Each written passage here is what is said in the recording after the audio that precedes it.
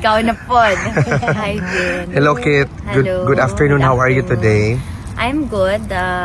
PRD is also good. He looks good.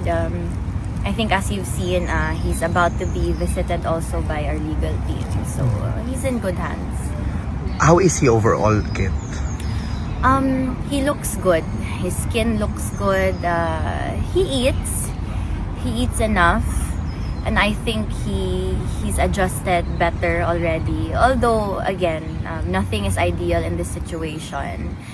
Feels a bit lonely sometimes. He did mention kanina, I think he was a bit sad while saying this, but he said, at least you won't be embarrassed of me kasi wala akong ginawang masama.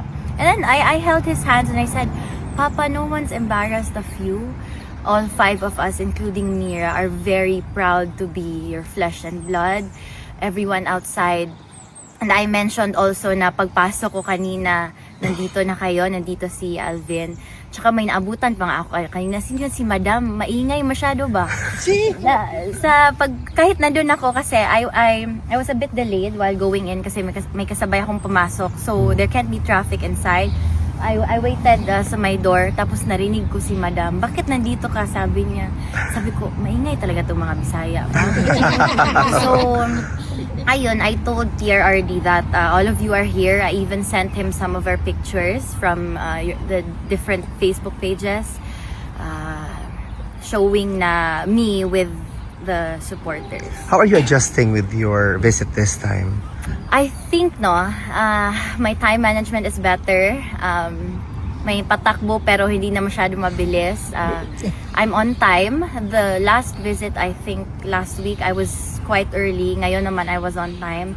I'm adjusting well and I'm trying my best to make sure that I'm not late because like I said, yung first visit ko, which I think naman is understandable kasi grabe yung jet lag ko. Nahingi siya ng 10 minutes extension sa guard. Naawa ako, sabi ko, I have to be earlier or at least on time next time.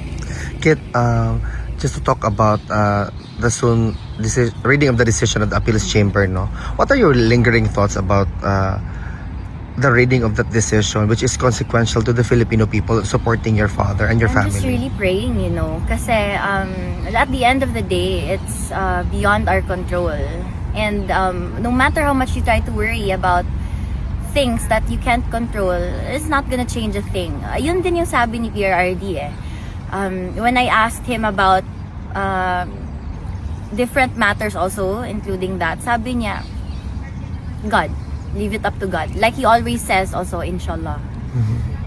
As the sister of the Vice President of the Republic of the Philippines, what's your lingering thoughts or your opinion about the unstoppable attack almost in all sides sa sister mo, sa family mo, particularly the impeachment complaint hurled against her? Like you said, Vin, unstoppable. So, I mean, these unsolicited opinions, everything, the harassment, it's inevitable. My family, most of them are in politics, obviously subject to criticism, scrutiny. It's always gonna be there. I have no lingering thoughts because in the first place, I don't lend energy or time to the things that, again, I cannot control. Kit, what's your message, just to conclude this interview, to the Filipino people following closely the proceeding, especially upcoming Wednesday? I'm grateful for your continuous support, mga kababayan ko. To be honest, I deem you braver than all of us because kami na pamilya, mga anak niya, hindi namin kaya manood actually. I think that everyone that's continuing to show support are the best people ever. Maraming salamat sa inyo. Like PRRD said, he hopes balang araw he can repay that loyalty. So maraming salamat sa inyo. I hope we never stop until he is home. Bring him home. Thank you, Kit. Mabuhay ka. Thank you. Mabuhay. Ikaw na po. Hi, Vin. Hello, Kit. Hello. Good afternoon. How are you today? I'm good.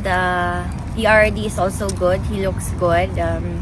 I think as you've seen, he's about to be visited also by our legal team. So he's in good hands. How is he overall, Kit? He looks good. His skin looks good. He eats enough, and I think he's adjusted better already. Although again, nothing is ideal in this situation. Feels a bit lonely sometimes. He did mention kanina. I think he was a bit sad while saying this, but he said, at least you won't be embarrassed of me kasi wala akong ginawang masama. And then I held his hands and I said, Papa, no one's embarrassed of you. All 5 of us, including Mira, are very proud to be your flesh and blood. Everyone outside. And I mentioned also na pagpasok ko kanina, nandito na kayo, nandito si Alvin. Tsaka may naabutan pa nga ako kanina. Sino yun? Si Madam? Maingay masyado ba? Kahit nandun ako kasi I was a bit delayed while going in kasi may kasabay akong pumasok. So there can't be traffic inside. I waited sa my door tapos narinig ko si Madam. Bakit nandito ka? Sabi niya. Sabi ko, maingay talaga itong mga Bisaya. So, ayun, I told TRRD that all of you are here. I even sent him some of our pictures from the different Facebook pages showing na me with the supporters. How are you adjusting with your visit this time? I think my time management is better. May patakbo pero hindi na masyado mabilis. I'm on time. The last visit, I think last week, I was quite early. Ngayon naman I was on time. I'm adjusting well and I'm trying my best to make sure that I'm not late because like I said, yung first visit ko, which I think naman is understandable kasi grabe yung jet lag ko. Nahingi siya ng 10 minutes extension sa guard. Naawa ako, sabi ko, I have to be earlier or at least on time next time. Kit, just to talk about the soon reading of the decision of the appeals chamber, no? What are your lingering thoughts about the reading of that decision, which is consequential to the Filipino people supporting your father and your I'm family? just really praying, kasi at the end of the day, it's beyond our control. And no matter how much you try to worry about things that you can't control, it's not gonna change a thing. Yun din yung sabi ni PRRD when I asked him about different matters also, including that, sabi niya, God. Leave it up to God. Like he always says also, inshallah. As the sister of the Vice President of the Republic of the Philippines, what's your lingering thoughts or your opinion about the unstoppable attack almost in all sides sa sister mo, sa family mo, particularly the impeachment complaint hurled against her? Like you said, Vin, unstoppable. So, I mean, these unsolicited opinions, everything, the harassment, it's inevitable. My family, most of them are in politics, obviously subject to criticism, scrutiny. It's always gonna be there.